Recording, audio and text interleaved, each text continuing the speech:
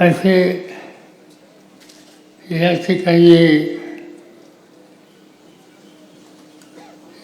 त्यांच्या स्वागताच्यासाठी आम्ही सगळे या ठिकाणी उपस्थित आहोत.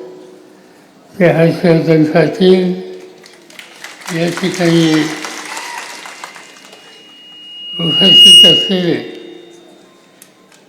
खासदार धैर्यसिंह माहिते, सुप्रिया सुळे, आमदार अशोक पवार, महाराष्ट्राचे ज्येष्ठ पत्रकार मधुकर भावे, पक्षाचे जिल्ह्याचे अध्यक्ष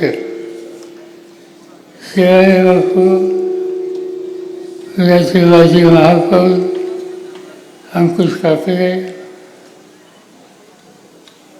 उत्तमराव जानकर, व्यासपीठाचे अन्य सहकारी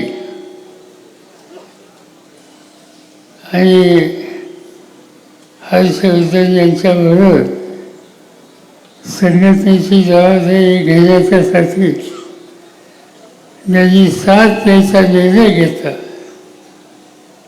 ते सगळे सहकारी,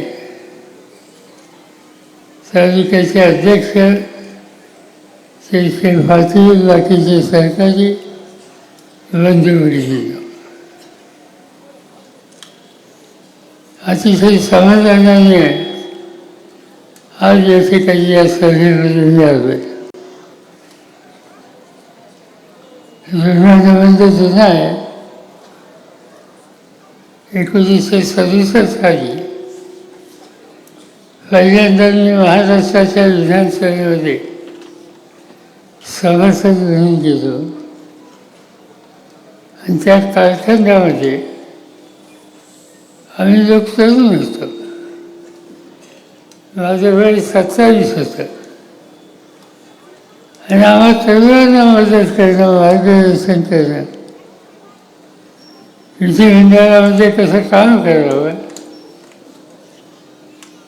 व्यक्तिगत भूमिका कशी स्वच्छ ठेवावी, याचा आदर्श आम्हाला सगळ्यांच्या समोर त्या काळात असायचा. ते म्हणजे शंकरराव भाऊंचा. एका जिल्ह्यातले शेजारी आणि वडील आहे, त्यामुळे त्यांचा अधिकार होता. नंतरच्या काळामध्ये महाराष्ट्राच्या मंत्रिमंडळामध्ये त्यांच्यावर काम करायची संधी मला मिळाली. मंत्रिमंडळामध्ये स्वच्छ आणि नेटका कारभार कसा करावा याचा आदेश भाऊंनी आम्हाला नव्या मंत्र्यांच्या समोर ठेवला. आणि त्यामुळे पुणे जिल्ह्याचं राजकारण याचा ज्या त्या वेळी मी विचार करतो तो विचार शंकरराव भाऊंच्याशिवाय पुरा होत नाही. आणि मला आनंद आहे की त्यांच्या विचाराचा वारसा स्वीकारून गेली काही वर्ष महाराष्ट्राच्या राजकारणामध्ये, विधिमंडळामध्ये, सरकारी संस्थेमध्ये मी काम केलं, काम करतायत ते हर्षवर्धन तुम्हाला आम्हाला सगळ्यांच्यावर या सगळ्या कामाच्या पूर्ततेसाठी अत्यंत आनंदाने सहभागी झाली. गेली काही वर्ष सरकारला त्यांचा अधिक लक्ष, निवडणुका मागच्या झाल्या आणि तेच राहिले.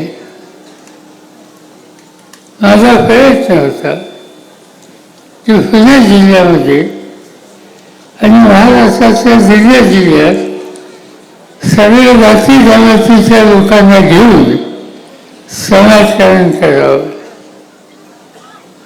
आणि त्याच हेतूनं माझं लक्ष इंदापूरकडे होतं.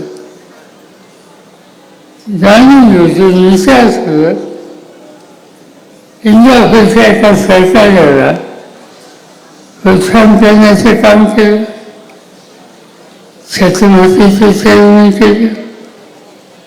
जिल्हा परिषदेचे प्रमुख केलं, महाराष्ट्राच्या विधानसभेमध्ये येण्याच्यासाठी प्रयत्न केले, मंत्रिमंडळामध्ये घेण्याचा आग्रह केला. त्याच्यावरचा हेतू होता की इंदापूर तालुक्याचा दुष्काळ असेल, इथली कारखानदारीची वाढ असेल, त्यासाठी काम करणार.